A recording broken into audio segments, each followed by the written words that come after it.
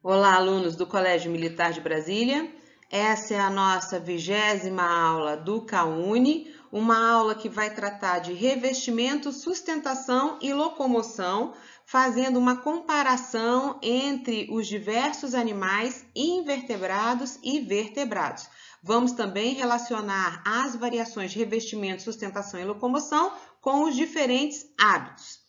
Essa aula foi dividida em duas partes, a primeira tratando o revestimento e a segunda de sustentação e locomoção. Muito embora, para os invertebrados, o revestimento tem uma função muito grande de sustentação e locomoção e será tratada junto no caso dos invertebrados. Essa aula foi elaborada pela equipe de Biologia do 2º ano do Colégio Militar de Brasília. Eu sou a professora Sheila e tratarei com vocês hoje. Começando com o revestimento. Para que serve o revestimento? O revestimento ele forra o corpo desse ser vivo pelo lado de fora. Esse revestimento vai estar em contato com os meios no qual esse animal, esse organismo vive. Esse organismo ele pode viver num ambiente aquático ou pode viver num ambiente terrestre. E esse organismo vai enfrentar desafios diferentes dependendo se ele vive no ambiente aquático ou no ambiente terrestre. E este revestimento tem que estar pronto para protegê-lo, para separá-lo do meio externo. O ambiente aquático, ele pode ser de água salgada ou pode ser de água doce. Então, para um organismo que vive em água salgada, ele tem desafios diferentes do organismo que vive em água doce. O organismo que vive em água salgada, então, ele está num meio que é muito concentrado em sais.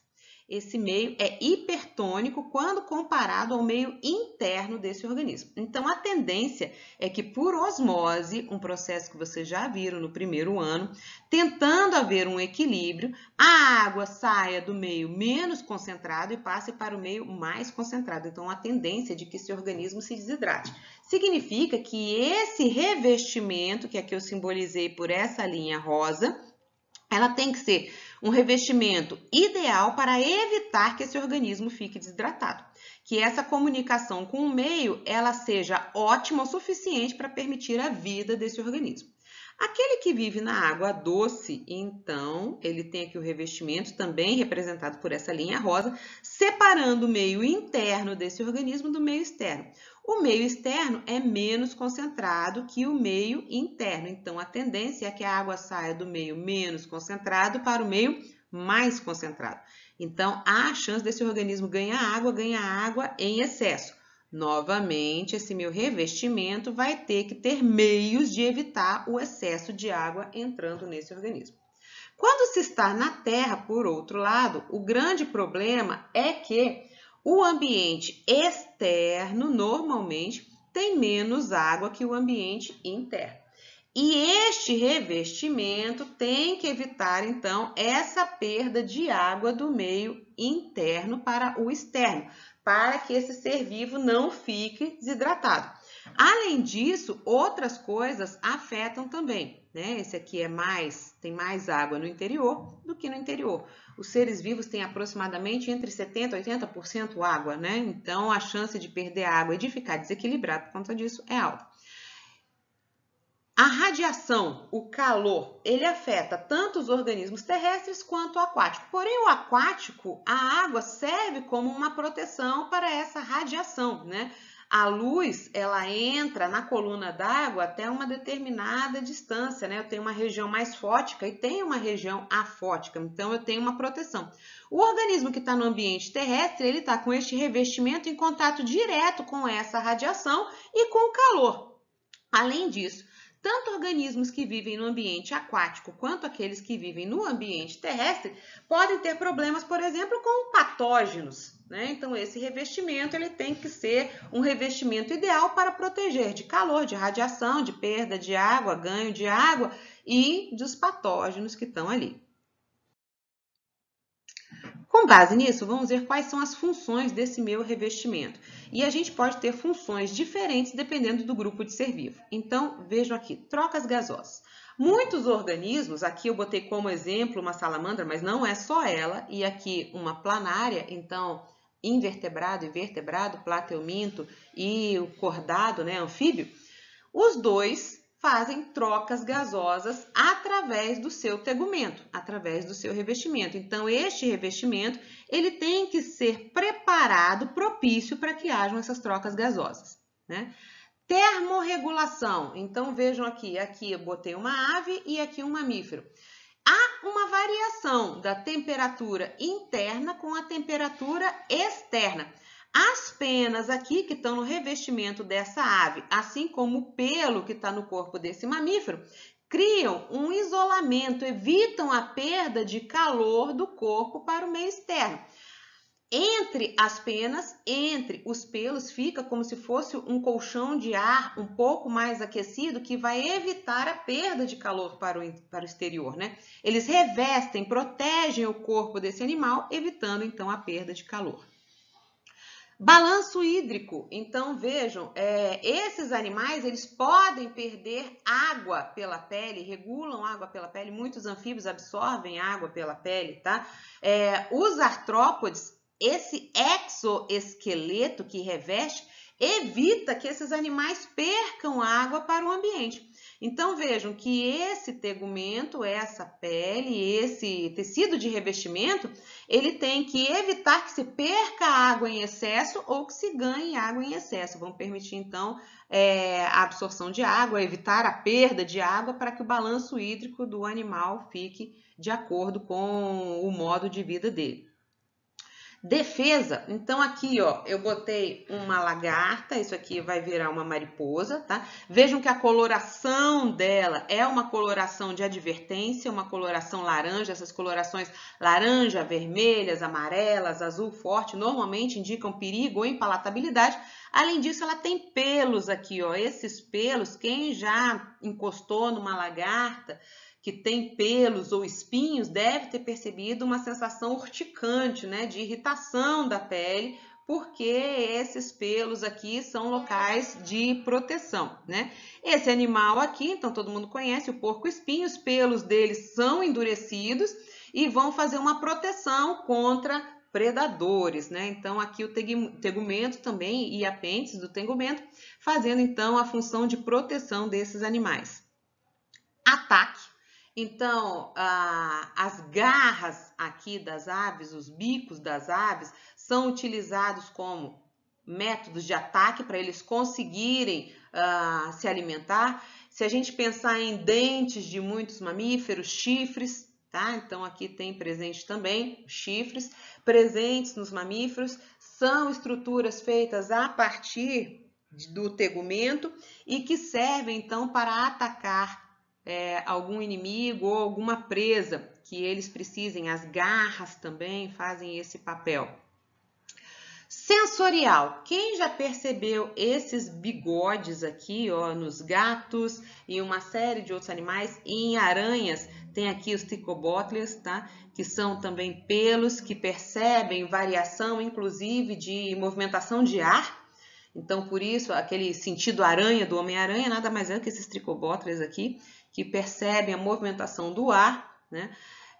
Então, vejam que estruturas produzidas pelo tegumento dão uma sensação sensorial a uma série de animais, né? Nós percebemos que está frio, que está calor também, sensorial por receptores que a gente tem na nossa pele. Camuflagem, então, para quem não percebeu, aqui eu tenho um lagartinho, tá? Aqui tem uma aranha, uma série de animais usam a camuflagem como um processo de defesa e de ataque. Então, um animal ele pode se esconder no ambiente para fugir de um predador, ou ele pode ficar camuflado para que a presa não perceba que ele está ali e depois ele possa se alimentar dela. Vejam que essa camuflagem é dada também pelo tegumento, pelo revestimento desse animal. Locomoção. Professora, locomoção sim, as penas das aves auxiliam a locomoção, né? Os tatus, eles cavam tocas, se escondem graças aqui além da pata ser robusta, ser resistente, eles têm garras, têm unhas aqui que permitem essa cavar. Se a gente olhar bem aqui o tatu, ele também tem essa carapaça que serve de defesa para ele também. Então vejam que o tegumento pode ser encaixado em várias questões aqui, né? E o felino, professora? Sim, o felino tem garras aqui que lhe permite subir em árvores, escalar locais que você acha que ele não escalaria, que ele tem gato em casa, sabe que as cortinas, os sofás sofrem bastante, né? Porque essas garras os auxiliam também a locomoção, a não cair de determinados ambientes, né? Muitas pererecas, que são arborícolas, têm ventosas nos seus dedos, também feitos a partir do tegumento, que permitem com que eles subam em árvores, em diferentes ambientes. Aqui eu botei só alguns exemplos, mas a gente tem uma série de outras questões aqui. Com relação à água, então, seres que acabam vivendo na água. Bom, eu não vou tratar de todos, obviamente, porque senão essa aula duraria 3 dias, mas vamos pegar apenas alguns exemplos para a gente poder se localizar aqui. Começando com poríferos, então. Poríferos são aqueles animais que, na verdade, têm um conjunto de células, não tem órgãos, não tem tecidos intimamente ligados, relacionados. Mas eles têm esses pinacócitos que formam a pinacoderme, né, um conjunto de células achatadas que recobrem o corpo desses animais e recobrem aqueles canais também, né, que são os porócitos. Então, veja que o revestimento vai permitir a vida desse animal. Através dos poros, né, dos porócitos, a água entra trazendo nutrientes e oxigênio, circula aqui por dentro e vai sair pelo ósculo. Essa pinacoderme faz a separação, então, entre o meio externo e o meio interno. Lá na sustentação eu não vou tratar com vocês, mas então vamos recordar que aqui existem as espículas. Muitas esponjas têm espículas calcárias, outras têm espículas silicosas que vão dar sustentação também deste animal. Quinidários. Em quinidários eu tenho a epiderme, né? Ectoderme, então onde eu tenho células epitélio musculares, glandulares, quinidócitos. Se a gente olhar o tecido epitelial aqui desses animais, né? Então eu tenho aqui uma epiderme, aonde eu vou ter aquelas células, né, quinidoblastos, que tem substâncias urticantes, tenho células glandulares, células sensoriais, então esse animal percebe o que tem no meio externo para o meio interno. Essa camada externa separa o corpo do animal, aqui dentro a gente tem a mesogleia, que pode ser fibrosa, pode ser menos fibrosa, e a gastroderme, onde vai ocorrer, então, células de secreção que vão liberar enzimas digestivas para a digestão desse animal. Recordando, eu tenho aqui a forma de pólipo, né? Epiderme por fora, a mesogleia aqui por dentro, a gastroderme por dentro. E aqui a medusa, onde eu tenho a epiderme por fora, a mesogleia aqui em cor de rosa e aqui a gastroderme forrando a cavidade gastrovascular. Outros exemplos, então, moluscos animais de corpo mole. Eles têm uma epiderme simples, né? Rica em células mucosas. Quem olha o molusco já sabe, né? Que ele tem aquele muco muitas vezes liberado para facilitar a locomoção dele, ele tem essa epiderme ciliada também. O manto é uma dobra da pele e este manto ele acaba secretando a concha, né? Essa figurinha tem na aula de moluscos de vocês, se vocês quiserem recapitular. Então, meu molusco ele tem 3 partes principais, o pé, a cabeça e aqui a massa visceral. Aqui em cima eu tenho o manto secreta então essa concha. Como o molusco é um animal de corpo mole, essa concha dá uma proteção ao corpo dele, tá? Aqui nós temos, então, essas 3 camadas da minha concha. Eu tenho aqui a minha epiderme, que vai secretar uma camada nacarada, a camada prismática, e depois a minha última camada, que vai revestir a concha por fora, né? Então, essa concha tipicamente com 3 camadas. Aqui, só para vocês recordarem, esse animal de corpo mole, com a pele muito mucosa, que vai dar uma proteção contra a dissecação dele, e a concha também que protege essa massa visceral, esses órgãos internos do animal.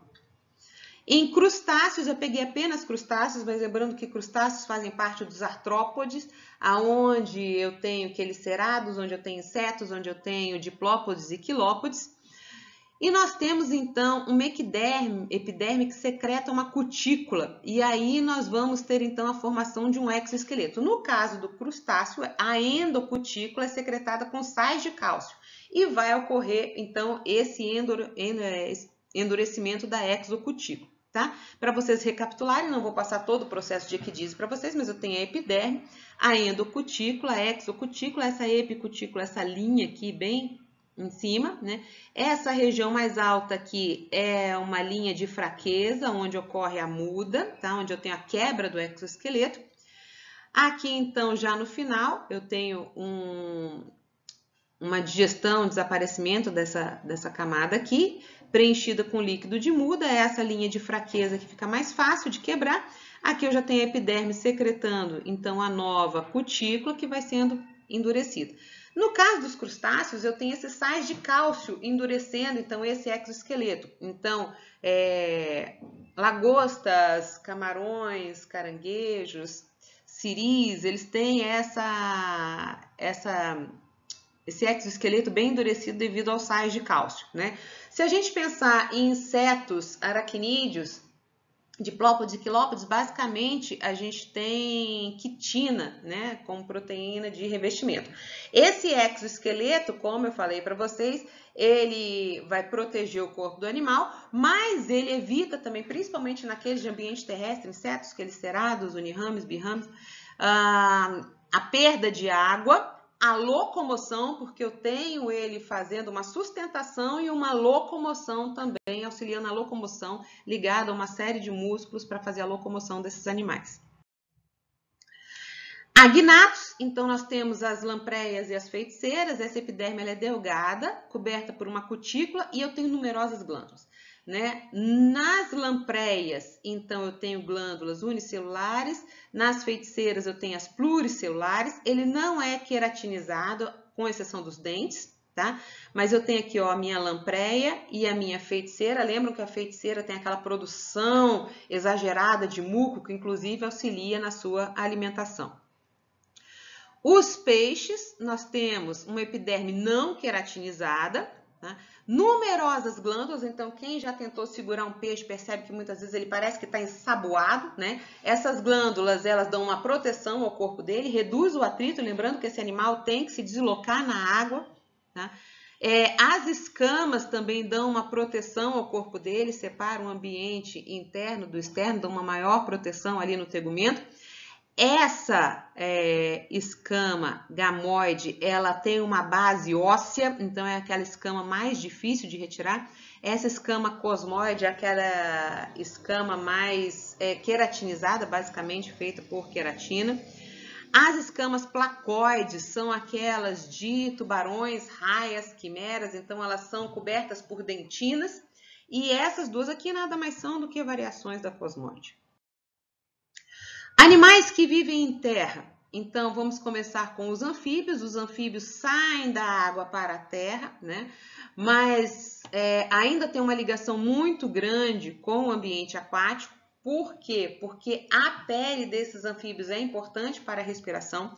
Para permitir essa troca gasosa, esse tegumento ele deve ser úmido, deve ser fino e deve ser bem vascularizado. Por quê? Porque eu vou permitir que oxigênio e gás carbônico atravessem esse tegumento. Então, se ele for muito grosso, fica difícil de passar. Se ele for muito cheio de estruturas queratinizadas, também fica difícil do ar passar. Então, por isso ele é delgado, pouco queratinizado, úmido, porque a água permite maior troca gasosa e bem vascularizado, justamente porque os vasos depois vão transportar esse oxigênio e gás carbônico. Então, eles têm muitas glândulas epidérmicas. Essas glândulas têm glândulas mucosas que vão liberar um muco para proteger a pele, o tegumento desse animal que é fino, que é delgado, vão mantê-lo úmido para facilitar a troca gasosa e para sua proteção muitos têm glândulas de veneno. Essas glândulas de veneno então fazem uma proteção do corpo desse animal, tá? Aqui mostrando novamente coloração de advertência, quanto mais colorido indica a presença de veneno ou impalatabilidade, ou seja, gosto ruim desses animais. No caso dos répteis, nós temos já um corpo mais adaptado ao ambiente terrestre, então o tegumento é muito queratinizado. Aqui eu tenho poucas glândulas, algumas glândulas de odores em regiões específicas do corpo. Isso aí vai refletir a conquista do ambiente terrestre. Então é um animal que consegue manter a água dentro do seu corpo mais facilmente. Eu encontro répteis em ambientes secos, em desertos, muito facilmente, enquanto os anfíbios são mais ligados a ambientes mais úmidos. Não quer dizer que não existem. Existem exceções de anfíbios que vivem em desertos, inclusive que se enterram, passam muita parte do tempo enterrado, criam uma bolsa em torno do seu corpo, tá? Mas isso são exceções. A maioria dos anfíbios a gente vai encontrar em ambientes úmidos. E répteis eu encontro espalhados por todos os locais, né? Crocodilianos e quelônios, eles têm adição de queratina sobre a superfície do corpo, sobre aqueles escudos, sobre placas e sobre a carapaça, no caso dos quelônios, tá? Então, o camaleão, ele muda de cor porque ele tem células, né, cromatóforos, melanócitos, que eles podem migrar entre a superfície, entre a pele, e vão modificar a quantidade de pigmento interior, que vão dar mudança de cor desse animal, que serve para a camuflagem dele no ambiente. Aqui mostrando as placas dérmicas de crocodilianos.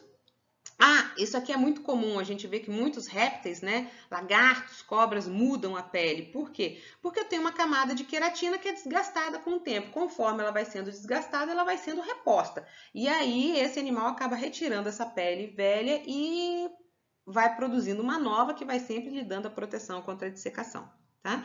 Aqui mostrando o corpo de um quelônio, então aqui a sua carapaça, muito ligada aos ossos, às ossificações, então ela auxilia na sustentação e na proteção do corpo desse animal. Bom, aqui nós vamos tratar de aves. Aves, o que nos chama bastante atenção são as penas, que são de origem epidérmica. Elas aparecem pela proliferação, diferenciação dos queratinócitos, composição dela basicamente queratina, embora tenha pigmentos, e elas são estruturas mortas, tá? Muitas aves têm aquilo que a gente chama de dente de ovo, o bico queratinizado, escamas dérmicas nos pés, que são chamadas de podotex, e as esporas que servem para a defesa. Então aqui, ó, as penas, diferenciação nas penas. Vocês sabem que as penas, dependendo do local, elas têm tamanho e forma diferente, porque elas auxiliam o voo, elas fazem, então, a proteção da temperatura. Aqui, ó, o dente do ovo, que auxilia o animal a sair do ovo. Aqui nós temos a podoteca, então a gente pode ver que as patas das aves têm aquela estrutura escamosa, e aqui nós temos as esporas também, que auxiliam a defesa. E aqui nós temos as penas como adornos, aqui no auxílio ao ritual de corte, essa coloração aqui de ritual de corte, e aqui na camuflagem, veja esse animal bem camuflado adulto e o jovem ainda com as penas juvenis. Mamíferos, então mamíferos têm o corpo recoberto por pelo, aonde nós temos uma série de especializações na pele, né? Garras, então auxiliam a cavar, auxiliam a subir em árvores, unhas, cascos que auxiliam a correr, né? Existem também chifres, são esses aqui, e esses aqui são cornos.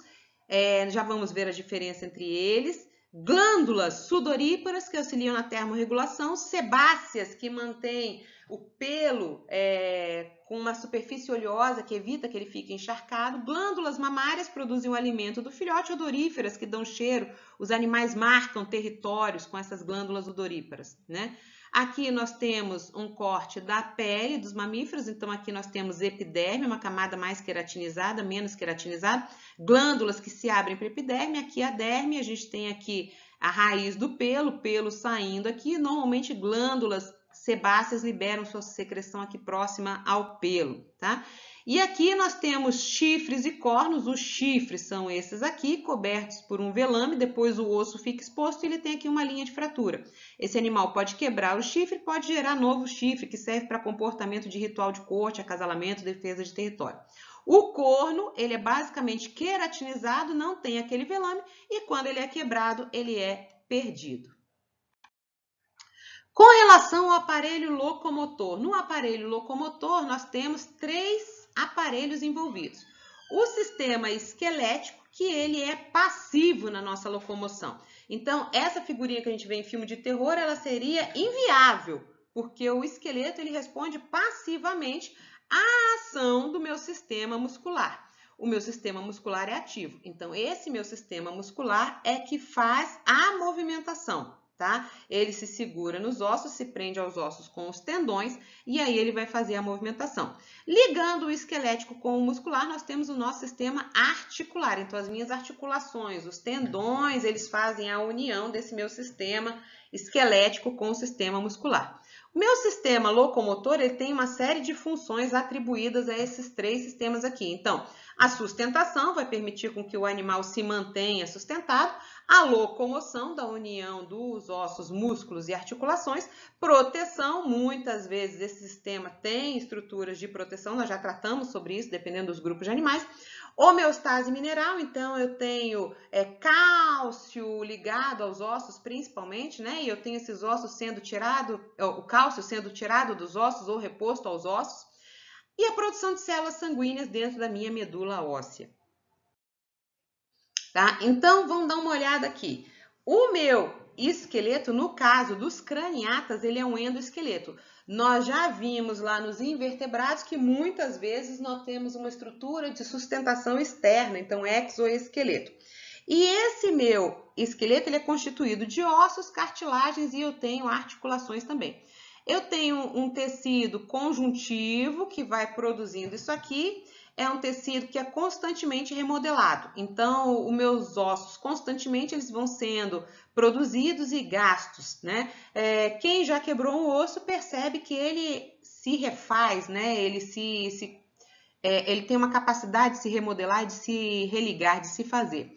O meu sistema esquelético, então, ele é dividido em axial, que é essa parte aqui onde eu tenho cabeça, coluna, costelas, e apendicular, aonde eu tenho os meus membros, né? E aqui eu tenho, então, a minha cintura escapular, que vai me ligar aos membros anteriores, e a minha cintura pélvica, que vai me ligar aos membros posteriores, tá? Os músculos ligados ao meu sistema locomotor, eles são músculos esqueléticos, né? Aonde eles têm uma contração rápida, uma contração forte, eficiente para que eu possa fazer a minha locomoção. Os tendões que são formados de colágeno fazem a ancoragem dos músculos nos ossos, né? Mas para que isso tudo funcione, eu vou ter a ação dos meus neurônios motores. Então eu tenho neurônios que vão levar um impulso até chegar aos músculos e vão permitir essa minha contração muscular. Essa contração muscular, ela ocorre normalmente de forma antagônica. Enquanto eu tenho um músculo que contrai, o outro relaxa. A hora que esse contrair, o outro relaxa. Então, aqui eu tenho os ossos, tenho as minhas articulações, os tendões são essas partes mais brancas, e aqui eu tenho os meus músculos que contraem em antagonismo. Vamos ver em alguns grupos animais, né? Nos agnatos, então nas lampreias e nas feiticeiras, eu tenho um esqueleto cartilaginoso. A notocorda é presente, a minha notocorda está aqui, presente, ainda persistente, mesmo nos animais adultos. Eles não apresentam nadadeiras pares, nem pélvicas, nem peitorais. E eles têm aqui, ó, essa estrutura e aqui essa que vão revestir o tecido neural. Então, tem um crânio que protege essa parte aqui do corpo. Os meus peixes cartilaginosos, eles têm um esqueleto cartilaginoso com uma calcificação prismática. Então, essa calcificação prismática é característica dos peixes cartilaginosos, né? Eles têm, então, um neurocrânio aqui, a coluna vertebral, os arcos branquiais têm aqui uma calcificação ligada a arcos branquiais, que vão permitir esses arcos branquiais se ligarem e se movimentarem. Cintura pélvica e cintura escapular. Aqui eu tenho as minhas nadadeiras peitorais, da minha cintura peitoral. Aqui eu vou ter as nadadeiras pélvicas, da minha cintura pélvica, e eu vou ter outras nadadeiras, né? Nadadeiras dorsais, que podem ser únicas ou podem ser pares, nadadeiras anais, nadadeiras caudais. Os peixes ósseos, então, eu tenho um grupo muito diverso, formas muito diversas. Se a gente pensar num cavalo marinho, numa enguia, num salmão, então, eu tenho um grupo muito diverso. Vou pegar esse esqueleto aqui só como base para a gente dar uma olhadinha nele. Eles têm um esqueleto ósseo, então tem ossos dérmicos e endocondriais, tá? Nós temos aqui o neurocrânio, aqui nós temos uma coluna, aqui a cintura escapular, aqui cintura pélvica. As nadadeiras, elas podem variar, tá? Então, aqueles números de nadadeiras que a gente viu ali nos cartilaginosos, eles podem variar dependendo do tipo de peixe, tá? Aqui a gente tem a cauda que é importante para a movimentação desses animais. Por quê? Porque esses animais nadam, não só os peixes ósseos como os cartilaginosos, por uma musculatura corporal muito forte, principalmente na cauda. Então ele faz aquele movimento serpenteante, né, ondulante, por causa de músculos. Eles têm feixes musculares que vão antero-posterior e que vão permitir essa natação ondulada. Esses animais vivem no meio aquático, então tem um empuxo agindo de qualquer forma para permitir a flutuabilidade. Nos peixes cartilaginosos eu tenho um fígado que se enche de óleo e permite a flutuabilidade desses animais. Nos peixes ósseos eu tenho uma bexiga natatória que também se enche de gases e permite com que eles flutuem, tá? Aqui então, ó, principalmente esses músculos da cauda dão a força para que haja a natação desse animal. Vejam aqui nos cartilaginosos também, ó, como a força, o impulso vem ali da cauda e esse movimento serpenteante que vai fazer com que ele se locomova. Em anfíbios, nós temos um esqueleto ósseo. Esse animal ele já vive fora da água e ele precisa caminhar, precisa se locomover fora da água. Então, anfíbios já tem desenvolvimento de membros, em sua maioria. Eu estou falando aqui de forma geral, tá? As vértebras são mais rígidas e menos flexíveis, então o anfíbio não precisa daquele movimento serpenteante, com exceção dos ápodos, que nós vamos ver ali um pouquinho, tá? Musculatura já dos anfíbios, ela não é mais em feixes antero-posterior, como no caso dos peixes, mas eu tenho uma musculatura dorsal e ventral, com feixes dorsais e ventrais, que vão auxiliar na sustentação das vísceras, já que agora esse animal está fora da água, ele tem uma dificuldade, ele não tem um empuxo mais agindo ali, tá? No caso, aqui eu tenho uma salamandra, um caudata, tá? Ele também faz movimentos laterais, principalmente a cauda, no caso daqueles que vivem dentro da água, vai facilitar a natação, tá?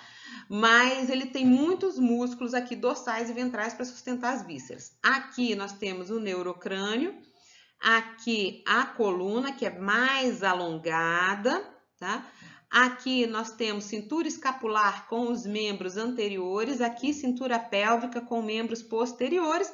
O grupo é o caudata, então eu tenho uma cauda aqui que auxilia a natação. No caso dos anuros, então esse meu esqueleto, ele tem aqui, ó, um neurocrânio, a coluna é mais curta, eu quero chamar a atenção para isso aqui, tá? Esse uróstilo aqui, ele é importantíssimo para o salto desses animais, assim como esses membros posteriores que são mais longos, tá? A musculatura aqui é forte, importante para o salto, e nós temos aqueles que são arborícolas que têm ventosas nos dedos. Aqui nós temos a coluna, cintura pélvica com membros posteriores, cintura escapular aqui os membros anteriores. Aqueles que vivem na água, entre os dedos eles têm uma membrana que vai auxiliar na natação. E os rastejantes, eu tenho aqui esse esqueleto, eles são chamados de ápodas também. Eu não vou dizer, professora, eu tô vendo umas patinhas aqui. Ok, esse aqui é um fóssil, tá? Os atuais eu não tenho mais esses membros anteriores e posteriores, houve uma regressão total. Eu tenho ainda um neurocrânio, e esses membros sumiram, eu vou ter aqui uma coluna muito longa, tá? Bem mais longa do que aqui presente nos anuros. Esse animal, então, pela ausência das patas, ele vai ter um movimento serpenteante, mas muito mais lento, diferente do que aquele dos peixes, tá? Em répteis, eu tenho uma grande diversidade de formas e de ambientes onde vivem. Então, existem aqueles arborícolas, alguns têm ventosas, outros têm garras que auxiliam a subir em árvores. Tem os terrestres, que têm patas adaptadas ao ambiente terrestre. Tem os aquáticos, alguns têm inclusive membranas entre os dedos que facilitam a natação. Tem os cavadores, então, que têm patas fortes para cavar. Nós temos, então, aqui, no caso dos lagartos, nós temos aqui um neurocrânio. Aqui nós temos a coluna.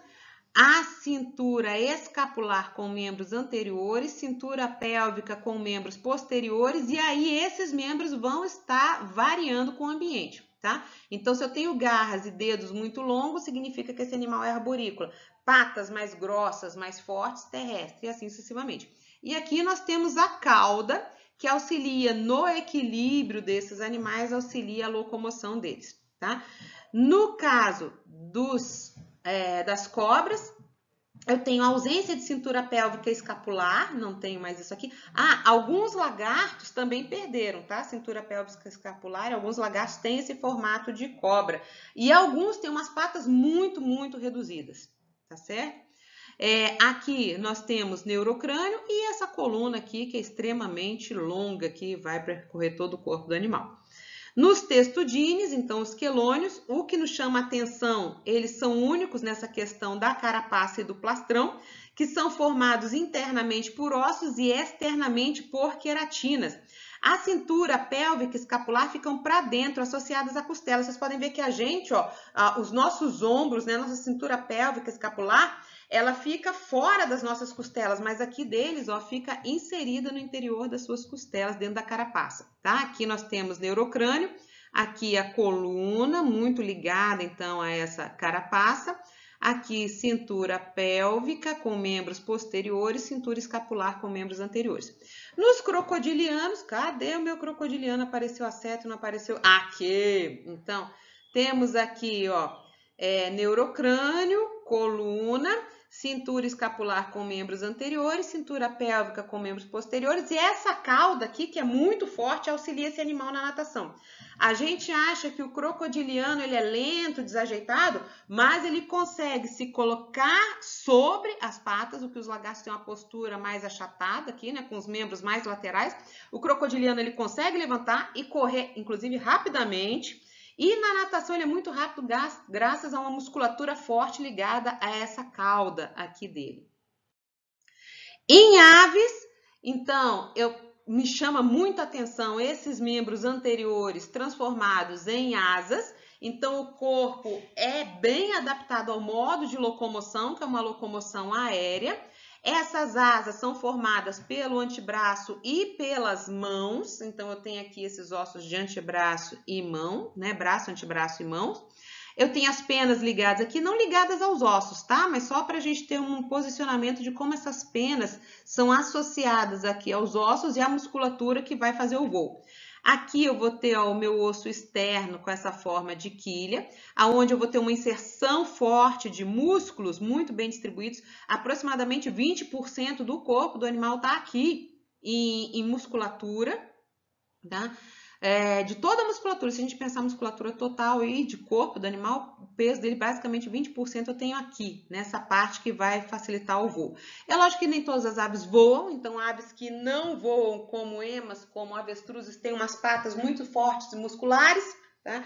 Porque esse animal, ele de fato, ele não voa e esse osso externo dele, então, também não é tão pontiagudo assim, tá? Eu tenho aqui neurocrânio, onde eu tenho um bico associado.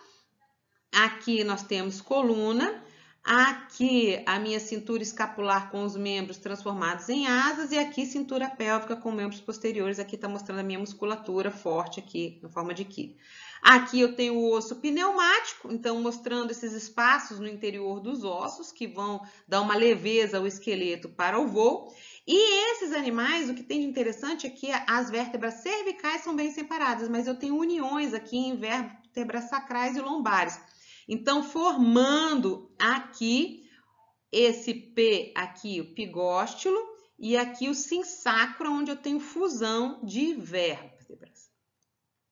Aqui mostrando, então, o voo sustentado da ave com o batimento das asas, as penas associadas aqui, os ossos, tá? E a musculatura forte.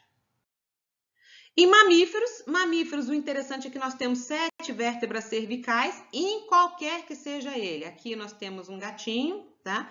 Mas nós temos aqui, neurocrânio, coluna, aqui cintura pélvica, cintura escapular, membros anteriores, membros posteriores e a presença de cauda, mas nem todos. Essa cauda pode ter várias funções, ela pode funcionar como um quinto membro, ela pode dar mobilidade ao animal, ela pode auxiliar no equilíbrio, tá? Então, uma diversidade grande de formas, né? A nossa articulação aqui na cervical, principalmente com esse atlas e axis, que nos dão uma movimentação grande de cabeça, tá? Aqui, girafa, a partir do pescoço, ela tem 7 vértebras também. O morcego tem um membro adaptado ao voo. A baleia, a cintura, que foi reduzida, ficou uns ossículos, porque basicamente ela nada. Macacos, nodopedalia, então andando sobre as mãos, e aqui os seres humanos que têm a postura ereta. Bom, alunos, era isso que eu tinha a tratar para vocês. Qualquer dúvida, entre em contato conosco. Até logo!